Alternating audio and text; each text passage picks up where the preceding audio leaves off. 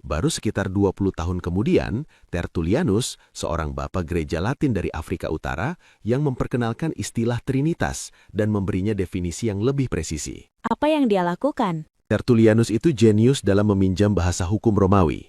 Dia menulis melawan seorang tokoh bernama Praxeas yang mengajarkan modalisme. Praxeas bilang, Bapa, Putra, Roh itu cuma 3 modus atau 3 peran dari satu Allah yang sama.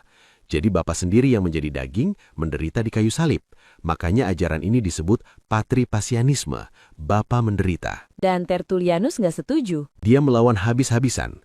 Dia merumuskan una substantia, tres personae, 1 substansi, 3 pribadi.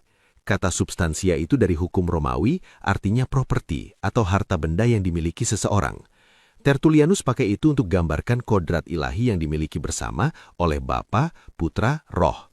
Dan kata persona dalam teater Romawi itu topeng yang dipakai aktor. Tapi Tertullianus nggak bermaksud modalisme. Dia pakai persona untuk gambarkan 3 subsistensi real, 3 pribadi yang berbeda, bukan 3 peran sementara. Jadi Tertullianus ini yang membuat fondasi terminologi Trinitas Barat. Tepat. Dan yang menarik, terminologi ini menjadi jembatan menuju Nisea. Konsep 1 substansi dari Tertullianus berkembang menjadi homoousios di Nisea. Konsep 3 pribadi berkembang menjadi 3 hipostasis di Kapadokia. Tapi seperti yang kita lihat tadi, ada kebingungan terminologis yang sangat serius di tengah perjalanan. Oke, jadi dari lensa pertama dan kedua, kita sudah dapat definisi Trinitas yang sangat jelas dan presisi.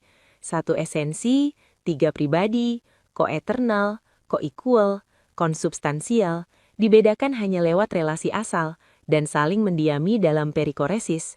Pertanyaan besarnya, apakah ayat-ayat Alkitab mengajarkan semua ini? Dan ini masuk ke lensa ketiga, yang paling krusial.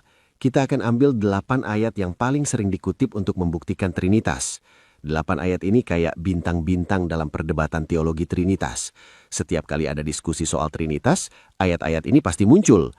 Pertanyaannya, apakah mereka benar-benar lulus ujian definisi yang sudah kita pelajari? Aku curiga jawabannya enggak. Kamu benar. Tapi mari kita lihat satu persatu, dengan jujur secara intelektual. Ayat pertama yang paling sering dikutip, Matius 28:19. Karena itu, pergilah, jadikanlah semua bangsa muridku, dan baptislah mereka dalam nama Bapa dan Anak dan Roh Kudus. Ini kan jelas banget Trinitarias. Tunggu dulu, ada beberapa masalah serius di sini. Masalah pertama, Eusebius dari Kaisarea,